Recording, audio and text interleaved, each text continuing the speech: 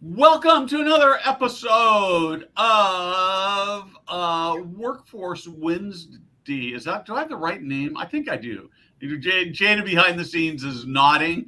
I'm really excited about this conversation. We are going to be talking about culture. I've got Brett Landrum, the CEO of PROCareHR, and Chris Krebsbach. Krebsbach. I would have butchered that. I'm glad. Thank you for helping that. Two words, put them together. RM management. We've got this fancy new intro that we're having built, except that it's not done yet. One of the joys of using a place like Fiverr.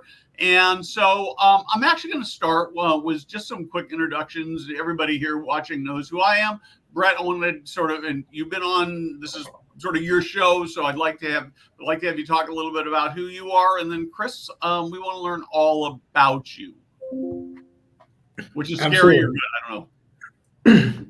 So ProCare, we're a HR services company, and really vision for our business is, or I should say thesis for our business is that incremental improvements and a variety of people functions really translate well to senior living operators' business results, quality care, resident satisfaction, and ultimately improved financial performance. And so kind of the driving force behind our business, investment, hiring, et cetera, is all about how do we leverage say the people function and various areas surrounding it to ultimately drive those better business results. And so we really are offering comprehensive HR services delivered consistently and tooled for senior care, with a handful of value-added services that we're purchasing and building on top of the core model, really with the intention of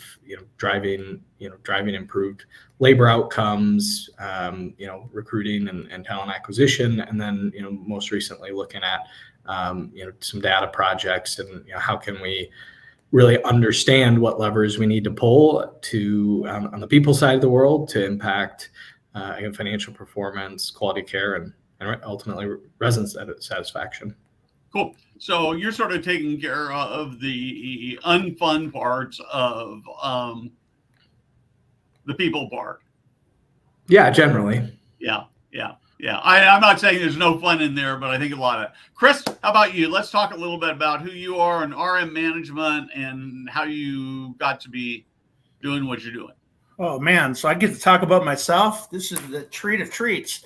I didn't even know why I was here. I thought I was here to negotiate with Brett Landrum, but my name is Chris Krebsbach. I'm a Chief Operating Officer at RM Management, Marquee Senior Communities. We have 8 assisted living communities in the great state of Minnesota, about 850 units all in, memory care, assisted living, independent living. And we really serve 2 different populations. We serve private pay, and then we do have affordable housing inside elderly waiver component in half of the company, where our buildings really probably have about 80 to 85% elderly waiver and affordable housing inside of them. So it's a little bit different, but it's something we're very, very proud of. Myself, personally, I'm homegrown in the state of Minnesota, grew up very small rural town, a couple hours west of the cities. 1995, I started off as an aide when I was trying to figure out what to do with my life. One thing after another, went to UW Eau Claire, became a nursing home administrator, got licensed back in 2002, never looked back. And I've been running assisted livings and nursing homes really since then, since 2003 to now 2024, doing the multi-facility thing. And, having been through a staffing crisis and having been through the pandemic and really having, my merit badge in all of those areas, now we're building a company. And so it's exciting, and that's where I'm at. And we work with ProCare, and I've met you a few times, Steve, and excited to be here. So thank you. Right. So I would love to maybe just start talking a little bit about how you view culture, how, I sort of have this vision of that when senior living is done right, people love coming to work every day. And what do you do to make that happen? Oh man, I mean, do we have a couple of hours? I guess. for me, I don't know that any idea I have about culture is really a new idea. It's probably something I've stolen from somebody else or anybody else, but it's really how the buildings function and behave. These buildings are living, breathing organisms that you can't break and you can't destroy. But there are all these people that interact with each other, and you have these key stakeholders of employees and residents and families and physicians and the community. And so it's really how all those people relate with one another to care for our residents and tenants, or whatever it is we call them. The cultures form and they shape for a bunch of reasons. And I've had so many chances through the years to do these focus groups where sometimes you go into a building and it's a sick building. And for whatever reason, something went sideways, and you sit down and you ask 15 people the same 2 or 3 questions. You say, tell me, how's it going? Tell me, what would you like to do? What could we improve? And, if you had a magic wand, what would you change? And it's amazing how you hear the same things over and over. And so it's really, I think it really starts at the top of leadership, and leaders have to be out there. They have to be out on the floor with residents, with the families, having the conversations before they become hard conversations, because you have to put that equity in. You have to have those relationships so that, things are before they become big, they're small, and you can take care of them there. I say now, as my role as COO, I don't get the easy problems. The problems I get, usually it's about 3 or 4 people that couldn't solve it for whatever reason, and then it comes to me and you have to resolve it. So it really is about having people who care and are in it for the right reasons, and they're out there and in tune. So that's a long answer to a hard question. Yeah, I think it's a good question. So, Brett, I'm going to actually, and I didn't tell you I'm going to do this. So, Chris, hold on to your seat there for a minute. Brett, you're sort of an insider, outsider with Chris's organization. I'm going to actually ask you to armchair quarterback about what he's doing and how he's making it work. Yeah, I mean, one of the things that Chris believes in and talks a lot about, which I think is really important, is he expects his leaders to be always recruiting and like have their own following from being in the industry. And so when you start thinking about culture, it's a heck of a lot easier. And if you look at his team, a lot of those folks are people that have worked for him before, that he's known in the industry for a long time. And so, as so much of culture is the output of hiring, specifically in leadership roles. And, I think he's done a really good job of focusing on, hiring, kind of building his tribe, and then encouraging his leaders to build their tribe, so that, you're not experimenting with like, you're going to hire people you don't know. Like, that's just part of being an employer and running a business. That's the way it goes. But I think he's done a really good job of bringing people in that are philosophically aligned, that he already has a pretty good read on around, culture fit and capability and things of that nature. And, he does that exceptionally well. And, from our conversations and the view I have on RM is he's also kind of set that as an expectation for his leaders of like, look, it shouldn't just be give it to TA and off you go, particularly for key seats. It should be, you're bringing in people that know you and like you and that you trust and have confidence in. And I think that, when you can do that, I think you give yourself a real head start on building a good culture.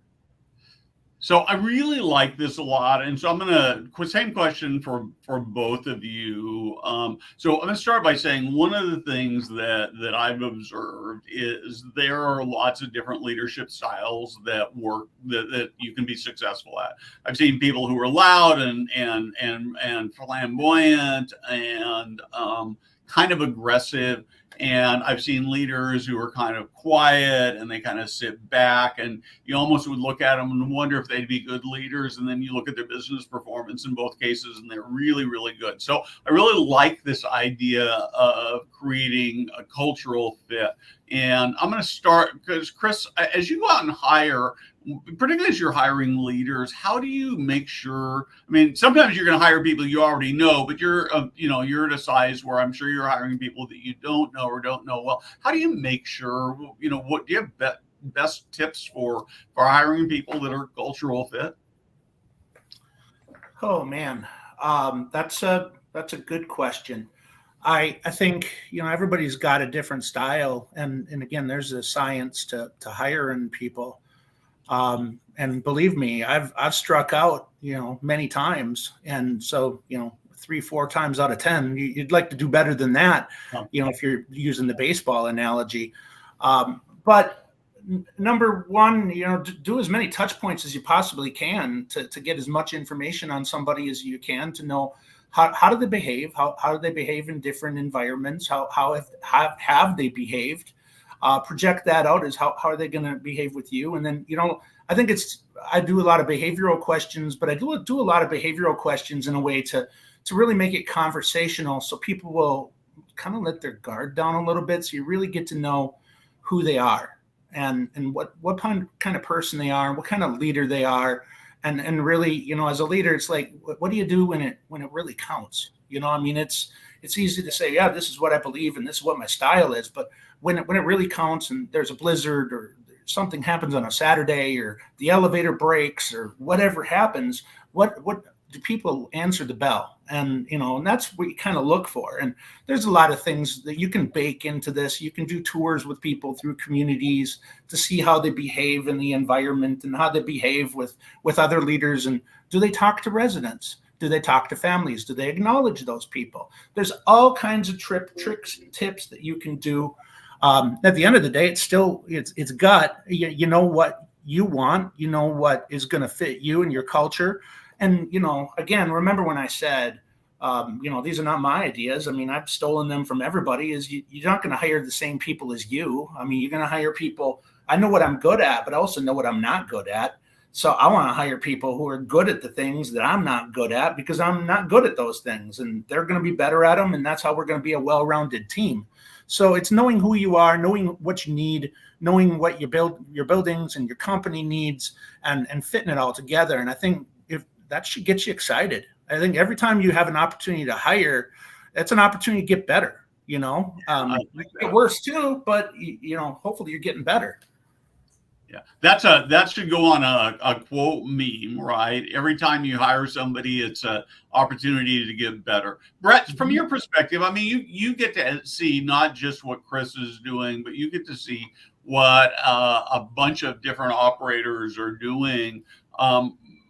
Maybe you can even contrast the people who are doing a great job against the people who are not doing. I mean, maybe every one of your clients is doing a great job, but I suspect you have some that are probably better than others. Yeah, I think, I was thinking when Chris was talking about kind of the touch points and getting to know people, like, ironically, while we're a vendor partner of RM's, he kind of came after me and recruited me. And I was just reflecting on that cycle. And like, he probably called me every day for like 3 months and would just be like, hey, what do you think about this? And how would this work? And how talk to me about this thing, or here's a challenge. Like, and, I'm reflecting now and realizing that, in addition to vetting, he was trying to put me in different scenarios to figure out how I would respond and could we work together, et cetera. But I mean, look, like that, to his point, from a recruiting perspective, getting all of those touch points, I think is super valuable, because a lot of hiring, you're trying to get the right person in the right seat. You're also trying to, like, people are people and everybody's got stuff. And so, like, there's a book that I was referred to me that I, once every year I'll read it because it's humbling. It's called What Got You Here Won't Get You There. And it's an industrial psychologist. And, kind of his thesis is that typically when you talk to high performing executives, usually they're attributing bad behaviors to their success. Like, as an example, hey, I'm super aggressive and I drive really hard. It's like, well, was that really the reason you were successful? There's probably some threads of truth in that, but you've probably, kind of overutilized that behavioral characteristic has also probably been a huge limiter to you having even greater success. And so I think some of what people do in the hiring process, and a good solid objective is not just understanding right person, right fit, but knowing what you're signing up for with that leader, because everybody's got their stuff. Everybody has their behavioral characteristics that holds them back, and understanding what are the strengths, what are the weaknesses, so that, when that person comes in, you're well equipped to hit the ground running, coaching in the right places, supporting them in the right areas, et cetera. So to me, the recruiting process is about, building relationships, vetting vigorously, but then also really understanding what you're signing up for, whether you're okay signing up for that, and then how to set those folks up for success once they get into the organization. Yeah, so I really like this. I've had a little email conversation with Adam Grant, who's written a number of best-selling leadership books. And he talks a lot about how, I'm going to put words in his mouth, but sort of kindness and compassion in the workplace, building better cultures. And so my question to him is, how do you then explain somebody like Steve Jobs, who was notoriously very, very difficult to work for? And I think that if you had been able to sit and talk to Steve Jobs, he would have attributed that sort of, hard driving, very aggressive approach to his success. And Adam's response was, well, how do we actually really know that if he had been nicer to people, that he wouldn't have even been more successful? And I think that's exactly what you said. So which sort of brings me to a question is, how do you balance toughness and compassion in the workplace? And again, start with you, Chris, but I'd like to have you address that, Brett, as much as an employer of a bunch of people on your own, because I think it's a really difficult question. It's me first. Okay. How do you balance you first. Softness and toughness at the same time. Yeah. Kindness and toughness at the same time.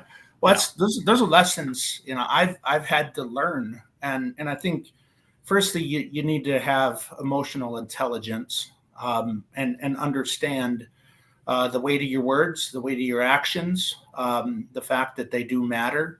There was a time in my career, and I'm not proud of that, where, I would have meetings with people and they would cry, like 2-3 times a week, I would make people cry. And I would set my week by like, well, how many times am I going to make somebody cry this week? and it'd be like, well, 2 or 3. But then I was talking to a friend of mine about this, and they said, well, it might be your approach. And I thought, well, you might be onto something there. And so, and I think you have to read the room, right? I mean, I say that to my kids all the time, read the room. Sometimes you want to show them the mirror, and you want to hit them hard, and you say, yeah, this is what you need to do to get better, but you got to lead them to it. And you got to get them to see it without hitting them over the head and making them feel crushed.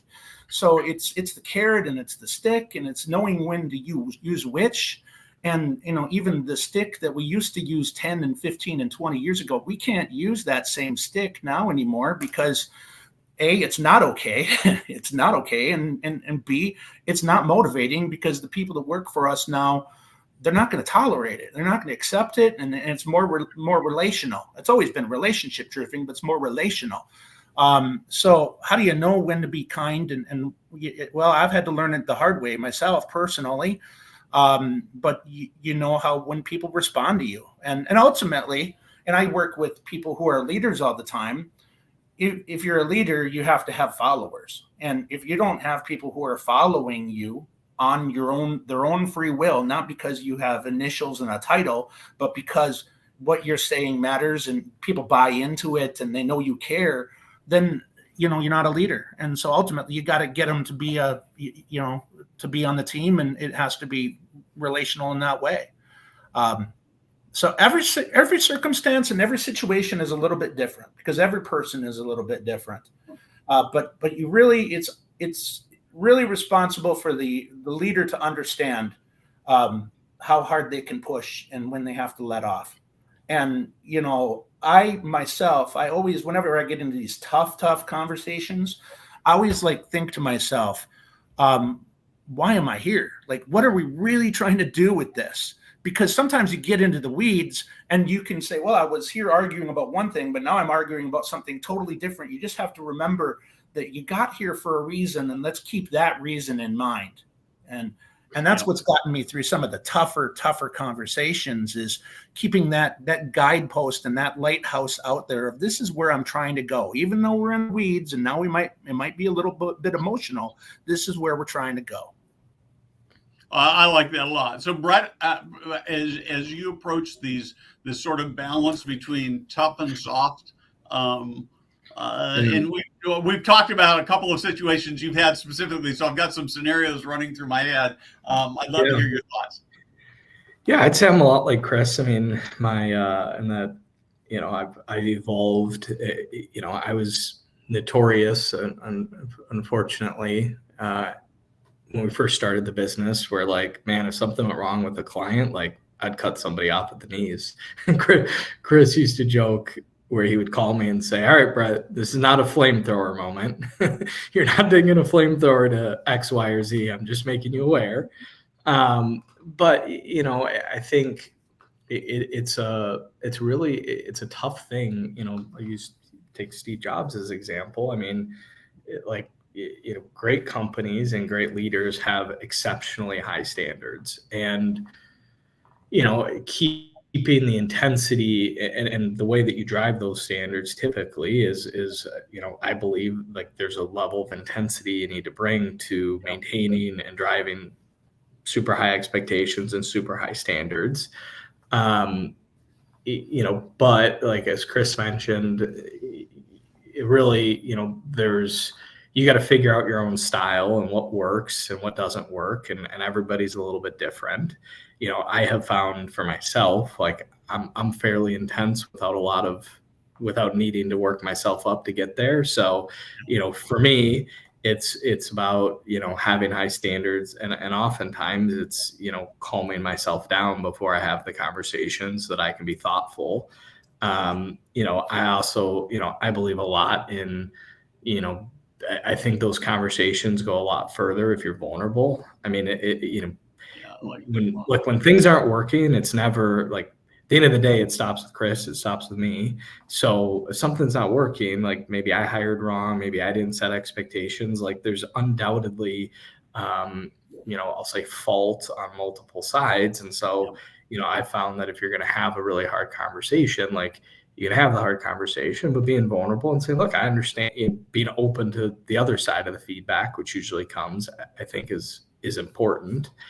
But there's not a one size fits all recipe. It takes a lot of discipline and a lot of thought. And, I would say some of the folks on our team have counseled me that, when I come in prepared, like where I've actually like to have a really tough conversation, I've written notes down and I've been really thoughtful, like those conversations typically go really well.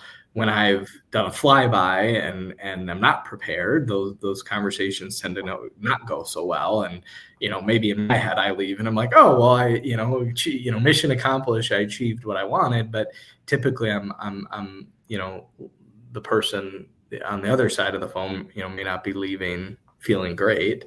And I mean, look, like the other part of, I think, keeping standards high and building and driving high performing teams is like great people aren't going to leave happy all the time. And you got to be okay with that you're going to have hard conversations and you're going to hold people accountable, and like, they need to sit in it. I think you can go the opposite way and be like, oh, well, it's okay.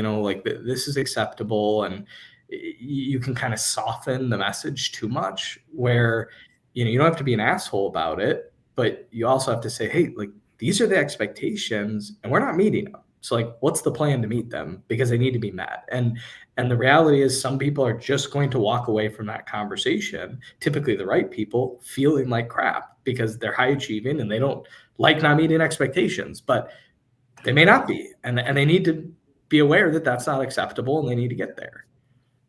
Yeah. It's interesting. I just finished writing an article, I think yesterday or the day before, where I talk about I ask this question: is it possible to have too much affirmation in the workplace? And I think the answer is actually yes. that if you're so focused on just the positive, that it keeps you from actually addressing some of the really difficult things that need to be talked about. Chris, I have one other thing I want to touch bases with. I should have done earlier, and I got distracted because it was such a great conversation. But I do want to ask how you guys connected in this process. But I want to, if there's something else I'm missing here, Chris, before I go to that question, jump in. How did we connect? Yeah, how did you guys? Ironically, Chris find each other? Well, it sounds like weird, like romantic thing. Yeah. Terrible way of asking a question. Right? Love connection. Yeah. Chuck Woolery was there and all that stuff. Yeah. But no, I was, I took over a company a few years ago as the COO, and there wasn't an HR team in place. We're doing payroll on our own. We had one person. We had just acquired 3 more communities. We'd grown from 5 to 8, but I was brand new on the job, after having been doing other companies and buildings. And so again, I was sort of at this spot where, okay, I can hire an HR person. We've got to refine our payroll systems. The software program we were using was not good. It was very, very clunky. It was very cheap, but it was very clunky. And so we were having a lot of mistakes. You don't want to make mistakes with payroll. I've learned that the hard way because people were showing up at my office, and it's not easy to get to my office, but they're showing up at my office pretty frequently because the check wasn't right, or I was driving to buildings to get the checks to people to make sure, because again, people depend on this money, and it was hand checks and it wasn't direct deposit. And it was just very, very clunky. I was doing my vetting on software, and then some people said, yeah, we use a vendor, we use PROCare. I said, tell me more about this PROCare. And then I Googled them, and then, I hit them up one late night, like 1 a.m, because, I was thinking about it, and, then I stalked him and cyber stalked him, and then I brought him in, and then owners were like, well, I don't know if this is the type of risk we want to do. And so, 5-6 months later, here we were, and 2 years later, here we are. And, I beat Brett up, he beats me up, but we're family, but here's one example I'll give you that, and so payroll mistakes happen. They do. And there was a fairly sizable mistake that, PROCare made, but I will also say, we could have caught it, and we should have caught it. And it was rather expensive one. And so I was ready to absorb that. And in fact, I told Brett, I said, I'm going to absorb this. We could have, and we should have caught this. And he said, absolutely not. Absolutely not. We are paying for this because this is our mistake.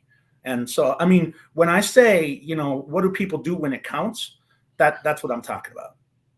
Yeah, that's really powerful. So a couple more questions I want to touch bases with on this. And so, Brett, you can just sit back and listen as we have this conversation, I'm afraid. So, but the first question I want to have is, you've talked sort of about payroll, but it's more than just payroll, right? In terms of the relationship and what they do for you.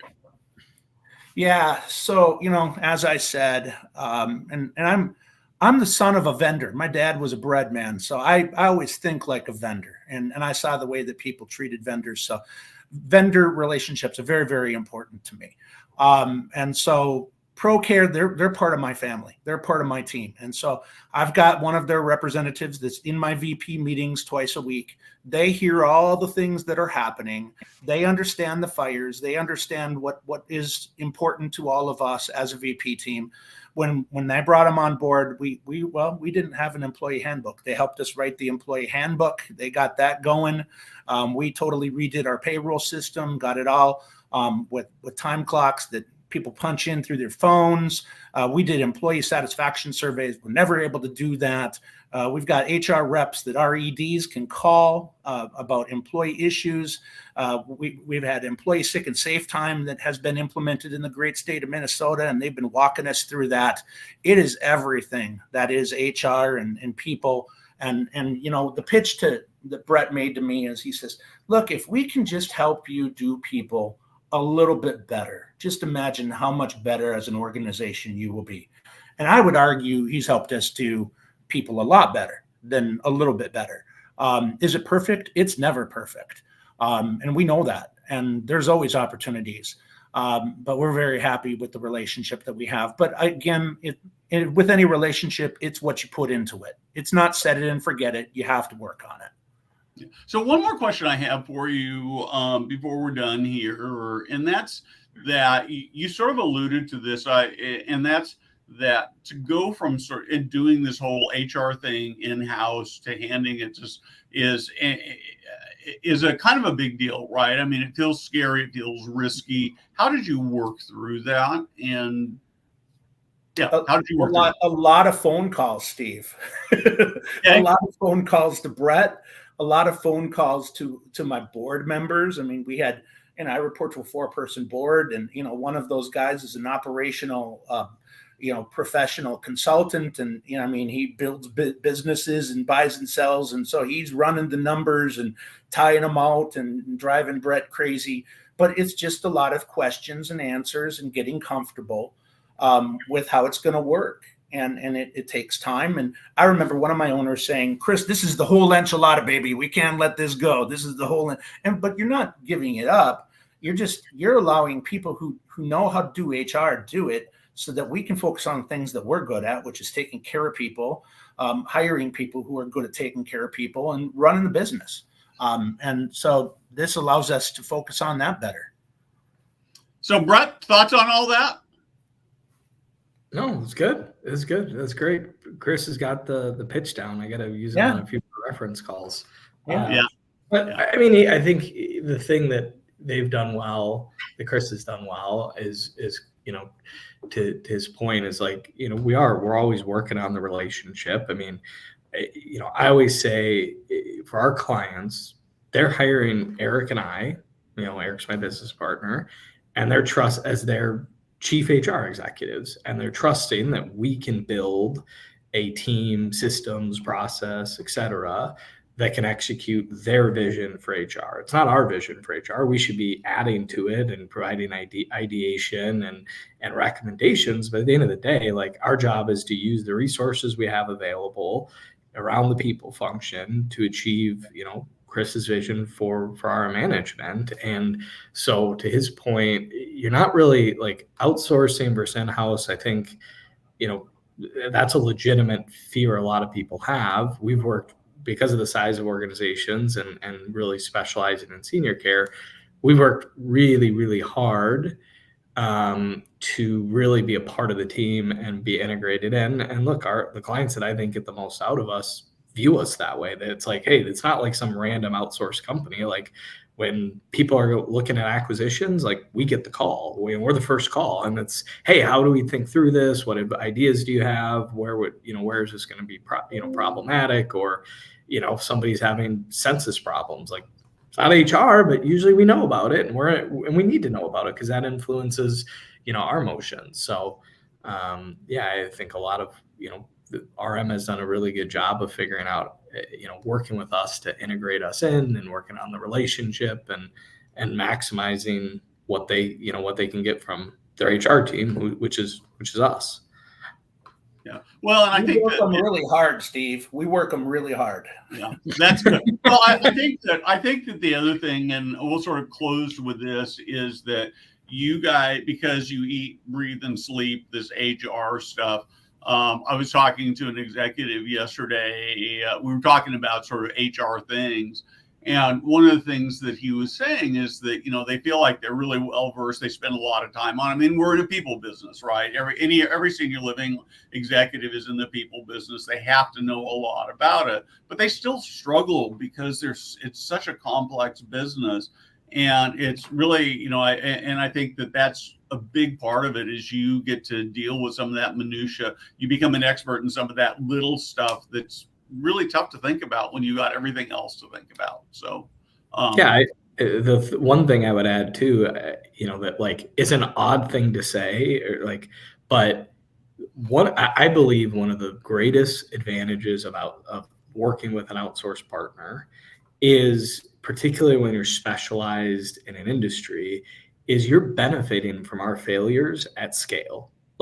So much of business is putting in good systems, having discipline and practice And like, yeah, Chris could in-house this and do it himself, but like, look, I have 9 years of screwing things up under my belt to know like, hey, we should do it this way instead of that way. And here's the 3 or 4 best ways to make this work. And like that experience is invaluable, where you've just, you're cutting down years and years of learning across 100 employees at our company, and you're getting all of that knowledge, wisdom, and experience, kind of injected into the organization versus, hey, we got 3 or 4 or 5 people, and yeah, they have lots of experience, but like, we've only done it this way before. Now we're going to try and do it that way. And what are the mistakes and issues and things we need to anticipate? Yeah. Cool. I really like that a lot. Chris, Brett, thank you for spending some time with me. Thank you for talking about what is, I think, arguably the most important part of senior living is you getting that staffing culture piece right. Appreciate your passion for the industry. If you guys would hang on for just a second and after we're done, and I guess I will see you all on Friday for Foresight TV.